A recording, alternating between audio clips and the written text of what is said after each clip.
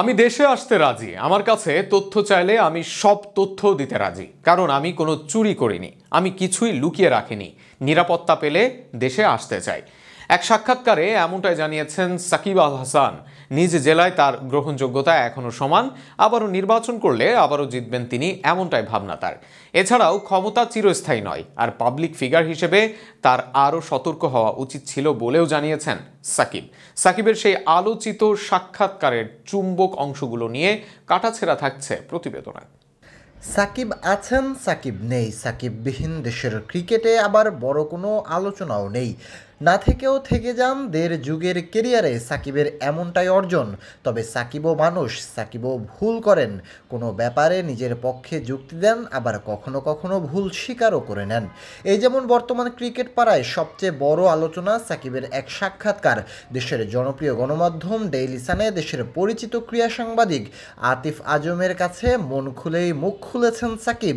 কোনো কিছুই জার্নি এড়িয়ে নিজের অতীত, বর্তমান ও ভবিষ্যৎ সব ব্যাপারে জানিয়েছেন এই আলোচিত সাক্ষাৎকারে। তার মধ্যে অন্যতম ছিল নিজের ব্যাপারে হওয়া মামলাগুলো নিয়ে, যেখানে নিজের মামলার তদন্তে দেশে এসে নিজেই সাহায্য করতে চান সাকিব বলেন, আমার বিরুদ্ধে আনা অভিযোগের তদন্তে সহযোগিতার জন্য যা যা করা দরকার সেসব করতে আমি প্রস্তুত। তিনি এ সময় বলেছেন, যদি আমার নিরাপত্তা নিশ্চিত করা হয় তাহলে দেশে ফিরে পূর্ণাঙ্গ তদন্তে সহযোগিতা করতে প্রস্তুত আছি। এছাড়াও দেশের হয়ে আরও 2 বছর খেলতে চান বলেও জানিয়েছেন সাকিব আল হাসান। তিনি বলেন, আমি মনে করি বাংলাদেশের হয়ে খেলার মতো যোগ্যতা আমার আছে এবং অধিকাংশ মানুষই চায় যে আমি দেশের হয়ে আরও কিছুদিন খেলে অবসর নেই। বিশ্বাস করি আরও 1 থেকে 2 বছর খেলার সামর্থ্য আমার আছে। দেশের হয়ে খেলা চালিয়ে যেতে প্রধান উপদেষ্টা, ক্রীড়া উপদেষ্টা এবং বিসিবি বসের সাথে কথা হচ্ছে বলেও জানান মিস্টার 75। সাকিব বলেন, আমার সবচেয়ে বড় ইচ্ছে হলো নিজের দেশের হয়ে খেলা এবং সেই লক্ষ্য পূরণে আমি আমার সর্বোচ্চটা দিতে প্রস্তুত।